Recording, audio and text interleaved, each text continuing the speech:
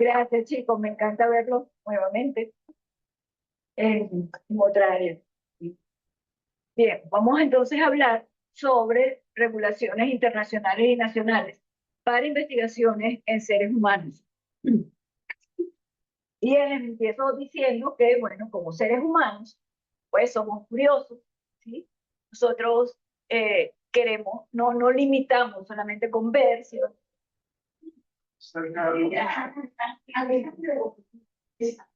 también pues queremos experimentar lo que observamos. ¿Sí? Y eso es normal en nosotros, que queremos comprobar lo que estamos observando. Y Claude Bernard, que fue el padre de la medicina experimental, dice que pues la experiencia o la experimentación es el único procedimiento que tenemos para instruirnos sobre la naturaleza de las cosas. En ese momento hay un boom de una serie de investigadores que, bueno, ellos decían que tenían derecho a investigar. Ellos hablaban de autonomía esta vez, pero de su autonomía por investigar, ¿ok? En esa era, en ese momento, la investigación se realizaba en cadáveres, en animales y cadáveres, básicamente, ¿no? Bueno, pero no significa que los que realizaban esas prácticas tempranas de investigación, pues ellos no tenían ese comportamiento ético. Recuerden de lo que hablaba la doctora al principio, ella hablaba de una, ¿cómo que se llama? ¿Cómo le decía usted, profe? Conciencia moral. Ajá. Y bueno, ellos también la tenían, por supuesto. Entonces tenemos acá, por ejemplo, a Maimónides, que él era médico dentro de todas las profesiones que tenía, instruía a sus colegas a tratar a sus pacientes como un fin eh, en sí mismo y no como un medio para conocer nuevas verdades. ¿Ve? Para que vean la importancia que le daba él a sus pacientes. Por otro lado, Bernard, que les comentaba anteriormente, que es el padre de la medicina experimental, en su libro Introducción al estudio de la medicina experimental del año 1865, expresa que el primer principio de la moral médica consiste en no desarrollar jamás un experimento en una persona que le ocasione daño a él, ¿sí? Y en cualquier grado, incluso si los resultados fueran altamente beneficiosos para la ciencia. Eso no debía ser, ¿ok? Entonces, pero ¿cuáles son esos aspectos que no son éticos y que pudieran estar presentes en una investigación?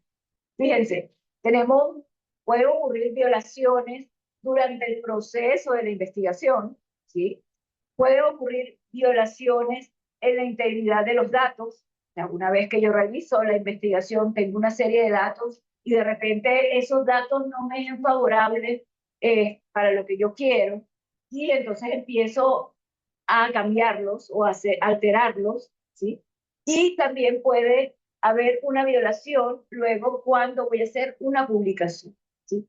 Recuerden que las investigaciones tienen que tener al final una publicación.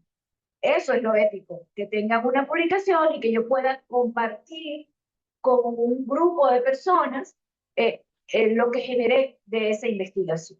¿Por qué? Porque si nosotros estamos, pues, o necesitamos seres humanos como sujeto de investigación, pues imagínense, lo mínimo que tenemos que dejarles a ellos, pues es el resultado de toda esa experiencia.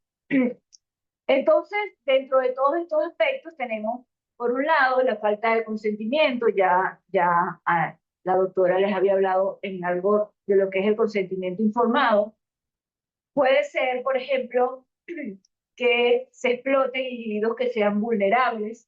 Individuos vulnerables son aquellas personas que no legalmente no pueden consentir, pues, participar en una investigación, como los niños, como los ancianos, o personas que tengan un retardo mental, o, por ejemplo, los mendigos, ¿sí?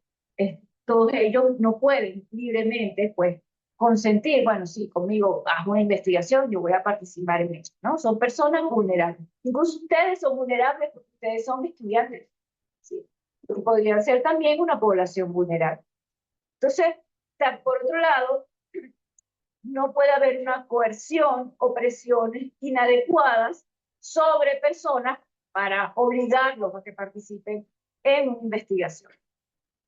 Y los sujetos de investigación tienen derecho a retirarse sin que se les diga, mira, no te voy a brindar el tratamiento si te retiras de la investigación. Que eso no puede ser tampoco.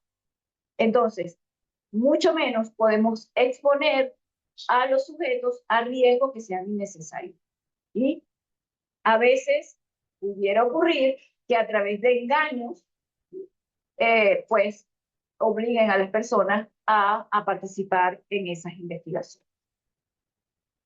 Ahora bien, ¿qué sucede entonces? Que bueno, se empezaron a realizar experimentaciones y se han visto que, o sea, han visto durante el tiempo que pues se practicaron cosas que no eran las correctas y empezaron a surgir normas, tanto internacionales y por supuesto también tenemos normas nacionales en investigaciones, ¿no? Para que son éticas.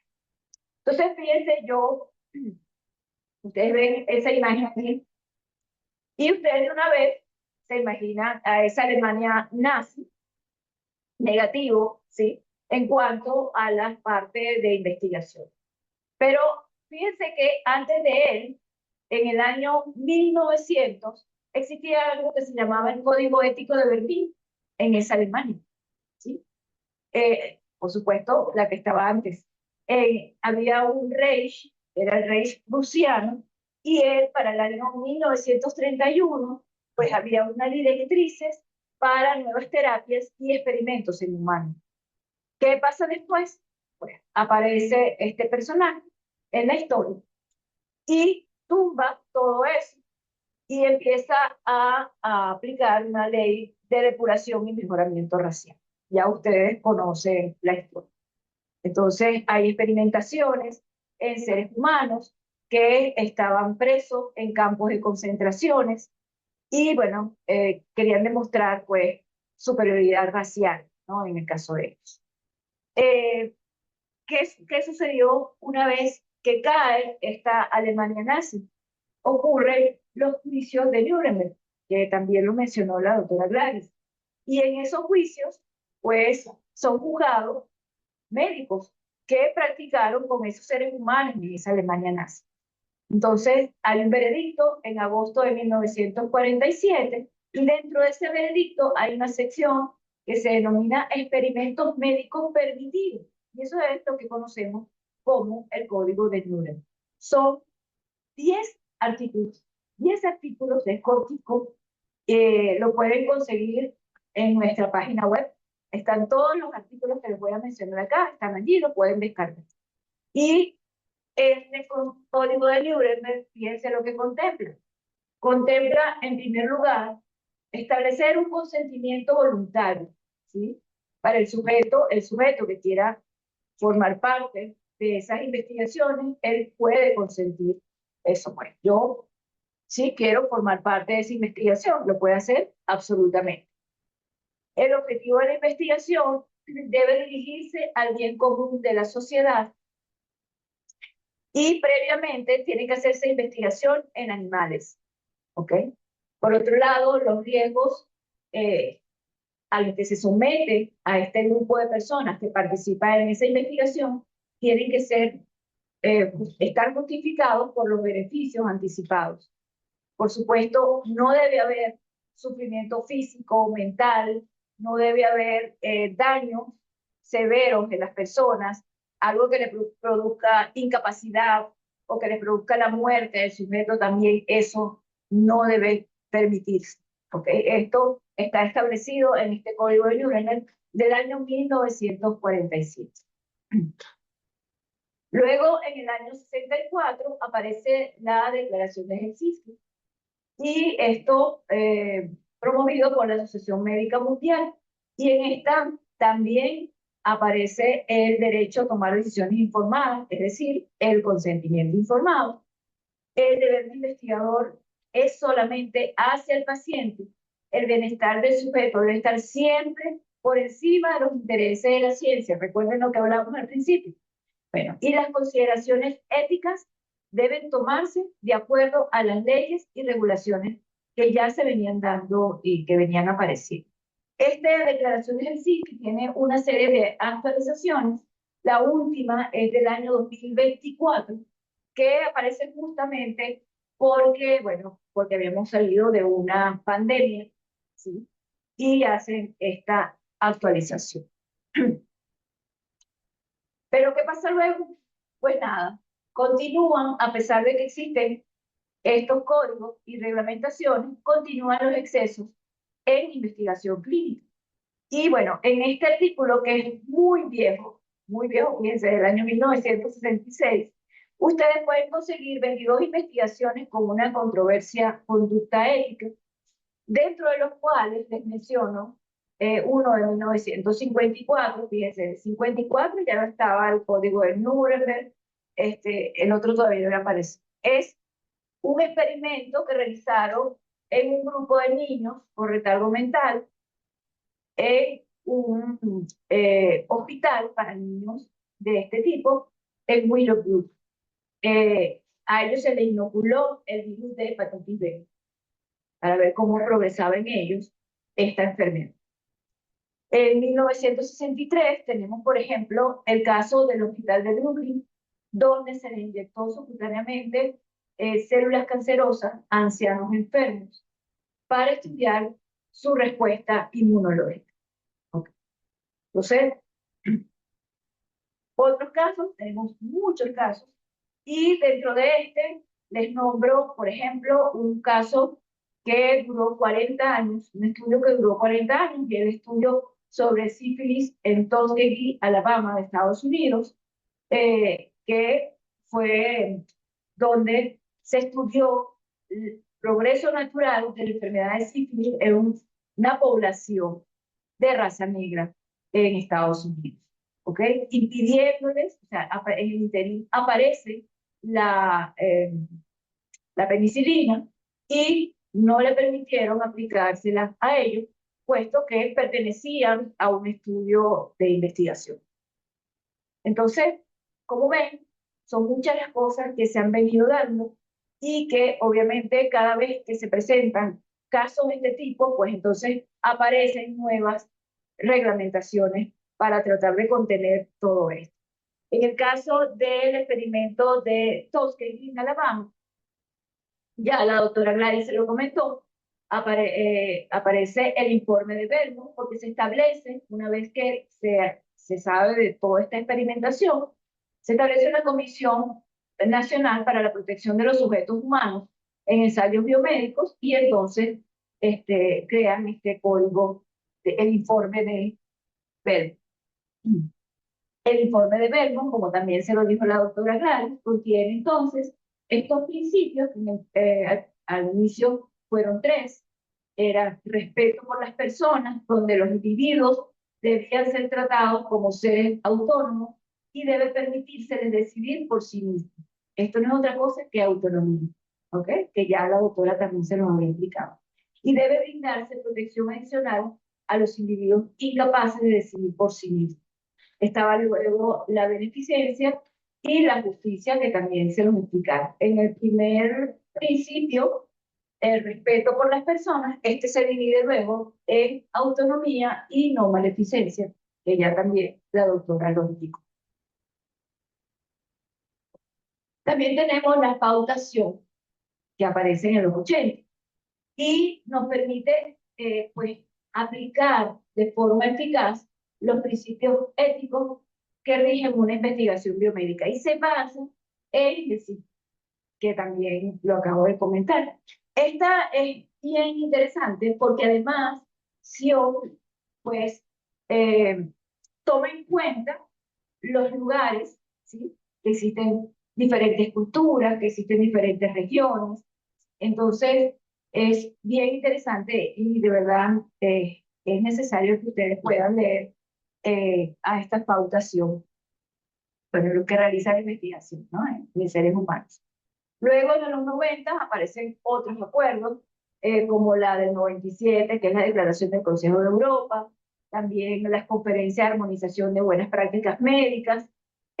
Recuerden que en los años 1900 se viene dando pues la decodificación del genoma humano y luego también surge entonces la Declaración Universal sobre el Derecho de los Genomas Humanos y los Derechos Humanos. ¿Sí?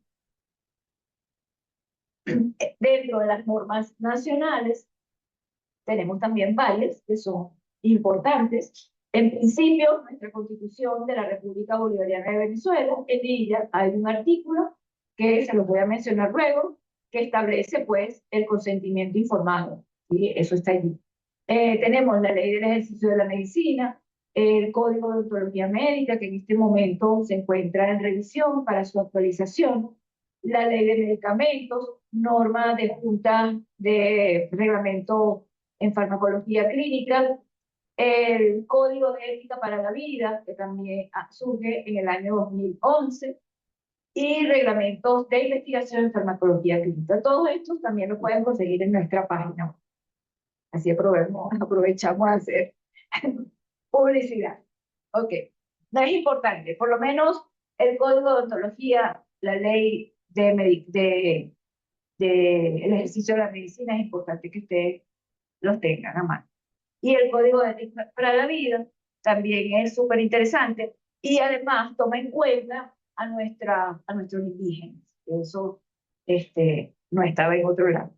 Fíjense acá, este es el capítulo 3, artículo 46, numeral 3 de la Constitución de la República de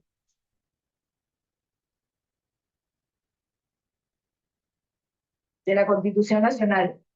Y este establece que ninguna persona será sometida sin su libre consentimiento a experimentos científicos o exámenes médicos o de laboratorio, excepto cuando se encontrara en peligro su vida o por circunstancias que determine la ley. ¿Sí? ¿Lo ven? Ahí está establecido entonces ese consentimiento informado del que venimos conversando. Por otro lado, también en la ley del ejercicio de la medicina tienen un capítulo 2 de la investigación en seres humanos, que también establece el consentimiento informado. En el caso del Código de Ontología Médica, que el último es la versión del 2003, la que tenemos hasta ahora, tiene un capítulo completo que también trata de la investigación en seres humanos y en animales. Y bueno, hay otros acá que también les quería mostrar. Este es el Código de Ética para la Vida y aquí hay algún esbozo de algunos capítulos que contienen. Hay normas de investigación con humanos, el consentimiento informado, normas para la utilización de animales de investigación. Es importante también tener en cuenta que, bueno, la investigación la hacemos primero en animales para después pasarla en humanos, ¿ok? Pero tenemos que tomar en cuenta también la cantidad de animales de experimentación que tenemos que usar, ¿sí? Y bueno, que no podemos ocasionarle sufrimiento a esos animales. Eso también tiene que tener un control. Y luego lo vamos a ver. Normas de bioseguridad para la investigación, normas de investigación en muestras biológicas, lineamientos para la investigación en ciencias básicas, económicas, ingeniería, arquitectura, informática y otras tecnologías, y consideraciones normativas sobre la propiedad intelectual, saberes y socioculturales. Ok, en cuanto a los aspectos bioéticos de investigación de animales, fíjense, tenemos por un lado, del año 1993, la Guía de Principios para la Investigación Biomédica de Sion, y por otro lado, los principios de Russell y Bosch, que nosotros los conocemos como de las 3R. Y las 3R son reducir al máximo posible el número de animales empleados, ¿sí? Entonces, y eso se hace a través de una buena planificación del experimento que vamos a realizar. Luego tenemos reemplazar por técnicas alternativas, como puede ser, por ejemplo, un modelo matemático o de computación. Entonces, quitamos la parte de los animales y lo reemplazamos por un modelo distinto. Y refinar es en cuanto a las técnicas para minimizar el sufrimiento animal. Y en este caso, pues usando adecuados analgésicos o anestésicos o tener métodos de eutanasia apropiados para estos animales de experimentación. Entonces, fíjense, lo importante acá como conclusiones es que se reconoce que hay una necesidad, pues, de experimentación. Si la experimentación y la investigación no conociéramos muchas cosas que tenemos hoy en día, ¿ok? Ahora, pero se sostiene que el progreso científico no es motivo suficiente para justificar cualquier tipo de experimento.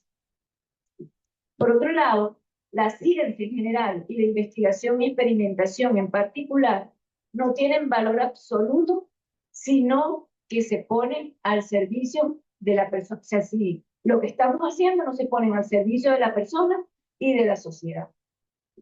Entonces, hay un documento que lo llamamos Ruta de Investigación. Lástima que no lo puede, no lo traje. Pero en esa ruta de investigación ustedes pueden ver desde el momento en que se planifica la investigación hasta el momento en que termina y se publica esa investigación, cada paso que se da durante ese proceso, pues tiene un aspecto ético que tocar, ¿sí? Y los investigadores tienen que estar al conocimiento de eso, ¿ok? Por otro lado, el respeto a los derechos humanos y el bienestar de las personas sujetos a investigación debe prevalecer siempre, siempre sobre los intereses de la ciencia. Bien. Ojo con esto, chicos, los códigos de ética no están hechos para proteger al investigador. Ustedes ya vieron en la historia que se hizo fue para proteger a quién, al sujeto de investigación. Lo vieron, ¿verdad?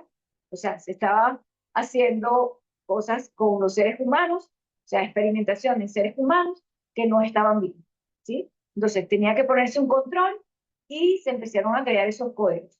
Ahora bien, eh, era para protegerlos a ellos. ¿Qué pasa? Que nosotros como investigadores, si cumplimos con esas normas, pues obviamente también nos vamos a proteger, ¿sí? Porque vamos a hacer investigaciones correctas, creíbles, ¿sí? Que podamos compartir con toda esa otros investigadores que estén trabajando también en la misma área. ¿Ok? Bien. Y para terminar, bueno, la investigación con sujetos humanos comprende el balance entre el avance de la ciencia para mejorar la salud futura de la sociedad y la protección de los derechos y el bienestar de los sujetos humanos. Bueno, muchísimas gracias.